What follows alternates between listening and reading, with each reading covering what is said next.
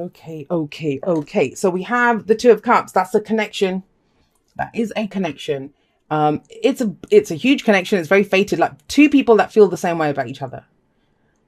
But where is it going? It's interesting because Taurus got something similar. So you might be dealing with a Taurus here, but there's a profound connection between two people. But at this point, we don't know where it's going, right? I always say that the Ace of Cups happened. We knew we had a cup, what we had to offer. Now we meet someone else and wow, look, they've got the cup as well. And it's the same cup as ours. So we're on the same page. We feel the same way. But what is it that we feel, right? And that's this week, getting to the bottom of that. And that kind of feels like what you want. You want to know the truth about this situation. Because we have the Ace of Swords coming up at the heart of your reading. Now, this may be a completion of a cycle. I'm going to say this. For some of you, this is figuring out if a connection is still there after a really difficult period. Because when the Ace of Swords comes up, the implication is that one cycle's been completed with the Ten of Swords and now a new one's beginning. But this is a new way of thinking. And bless you, Cancer. It feels like you're trying to be very clear-headed about this. Very direct, very clear. Like, what do I want out of this? Not really... I mean, apart from the Two of Cups and the Three of Cups here, there's no like real emotional energy coming up. The main kind of the pillar in the middle is this very kind of solid, logical. What's going on here? What's the truth? Let's communicate about this. Let's talk about this. And it kind of feels like there's been communication here. So either in an existing connection, and just to be clear, yes, for a lot of you, this is going to be romantic, but this can be, I mean, we have somebody else got the Two of Cups and the Three of Cups. I don't remember who it was. I think it was Taurus. That's very platonic. Like there's love there, there's support there. But I always say that, right? Love is all kinds of love. We're the ones that dictate that, you know, different kinds of love. But love doesn't differentiate. Love is love.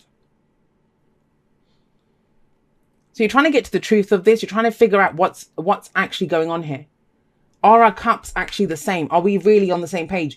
Yes, even if we both feel the same way about each other, free will, right? What are we going to do with that connection? And the Ace of Swords is communication. It's victory through clarity and the truth. What is the truth here? And it feels like your victory, you'd have a victory in this if you could just figure it out, if you just knew what the truth was. And this is going to be a kind of strange thing to say, and I hope I can do justice to explaining it, but we have the Eight of Wands coming up in the past. Now, yeah, this is about opportunities, but I kind of feel with this is communication. There's been some kind of messages. There's been some kind of pickup in the energy of whatever this is. And whatever that conversation was or whatever this represents for this connection is great. You know, there was communication, there's back and forth. But what does it mean? You know, what does it mean? If there was connection, flirting, whatever it was, whatever this represents for you. Now, this could be last week, last month, last year, but I don't know. I'm getting a more kind of recent energy with the Eight of Wands here. Or maybe you used to communicate really well and now you don't. And you're trying to reconnect, you know, a new cycle beginning. A new way of thinking, a new way of communicating, a new way of going forward. But why the defensive energy? We have the Seven of Wands here. Now, for some of you, this is... I don't know. This could be some like in the middle of the week, some point, you kind of get this sense of, I don't know what's going on. You know, and you get kind of defensive. You don't know what's coming at you with the Eight of Wands. Well, this was kind of said there, but you're taking a step back. Think about it. That's an 8. We're going to a 7. So why are we taking a step back? For others of you, you're actually defending the relationship. I don't know. Is this to do with your network of support, your groups of the people around you? Do you think they won't accept your relationship?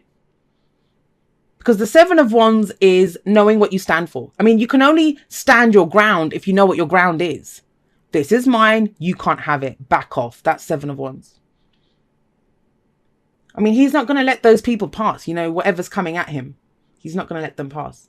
Now, I just want to say this, and I don't always say this with the Seven of Wands, but it's just when we have the 8 here and the 7 coming up here. This can be the perception that we're being attacked or that there's things coming at us. But in the Seven of Wands, we never actually see anyone. We don't see the other people. We just see the wands. So is there a reason for that? Are things as bad as they seem? That's the whole point of this reading, right? That's getting to the truth of this. What is going on here? So what I would say to you is, as much as there's a connection, figure out where you stand in this. I get so often people, and it's a question that I don't do. It's in my pre-booking information. I do not answer that question is, how does he or she feel about me? How does she feel about me? Because it doesn't mean anything, guys. People have free will. They can take that connection everywhere. Some people get overwhelmed by it. Some people, they want to go with it. Some people decide, well, this connection's great, but it's distracting me from my work. And someone can make that decision in a moment. Like attracts like. That's the whole point. Your cups match. So as soon as you figure out what you're doing with your cup, that kind of helps the situation always. So I always say, focus on yourself. Know what your truth is. What's your truth? And are you ready to speak your truth and say, well, this is how I feel about this? Because I don't think this defensive energy is not going to last. It's about knowing where you stand in this connection. And look at what comes up going into the future. We have the Queen of Swords. The Queen of Swords is someone who knows her own truth. She knows her mind. Here we've just got the sword. It's just the beginning, right? The opportunity to speak our truth. The opportunity to find out what's going on, to communicate. But here she's picked up that sword. She's picked it up and she's like, well, this is my truth. And she lives authentically. She doesn't care. What could happen to her? She's been through too much not to speak her truth, not to be there and stand in her truth. You don't have to defend what your truth is. You can step forward with your truth and not just speak your truth, but demand the truth. Don't give me bullshit. Don't kind of speak riddles and stuff. Although, the Eight of Wands, I'll say this. When the Eight of Wands shows up, it's pretty direct. It's clear communication. There's a purpose for that communication. Now, you may not understand what that purpose is, and that's what I'm kind of getting. It's as clear and direct as it is. It's like, where are we going with this?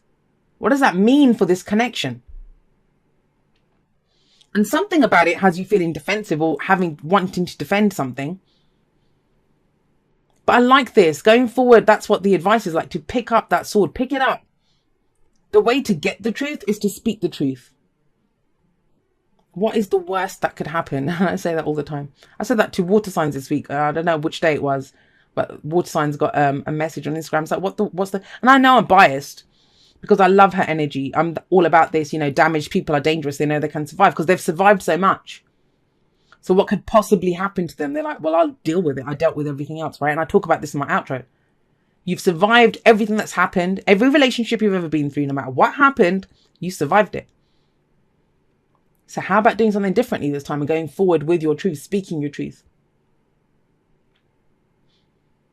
Now we have the Three of Cups as your advice. So I'm wondering if, have you not told anyone about this? Even if it's not about the connection, Three of Cups can indicate your friends, your network of support.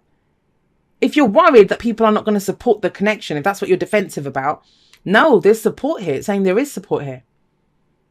For others of you, this could be a reunion. Maybe you've been in talks to kind of reunite with someone. And that's only going to be for those of you that have been talking about this with someone. You're not sure where you want to go. You'll know with the Ace of Swords and the Queen of Swords, with that coming up there, you will know where you want this to go. It's a celebration. It might be that, the way to explore this is to go further is maybe you just want to be friends. You're not sure if you're ready to kind of take it any further than that. Because all we know here, both these cards talk about love and support, and they bookend your reading. There is love and support here. But that's just it. What do we do with love and support? We kind of turn it into romance straight away. But there's some truth. There's some conversations that need to be had here for sure. You've got 3 cards here. Half your cards are about communication.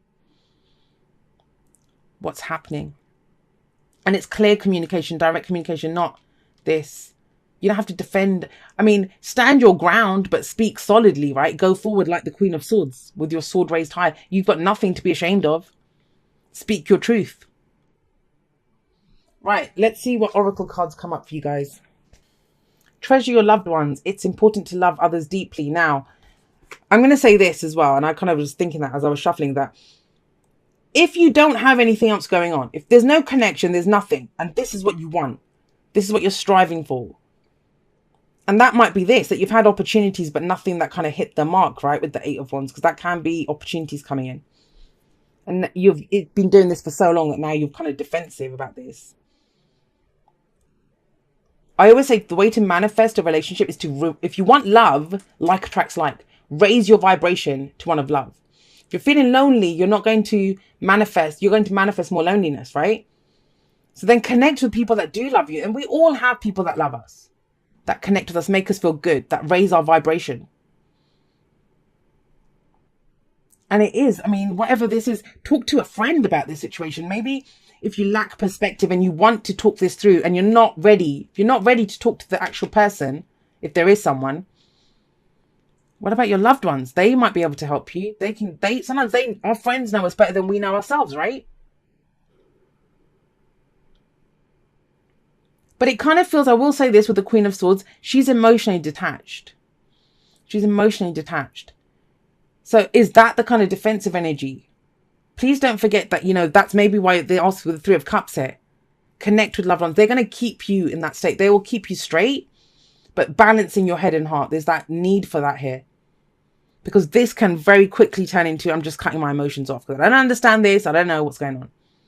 Whereas I feel the message more here is to speak plainly about the emotions. To speak about the emotions, not to cut them out.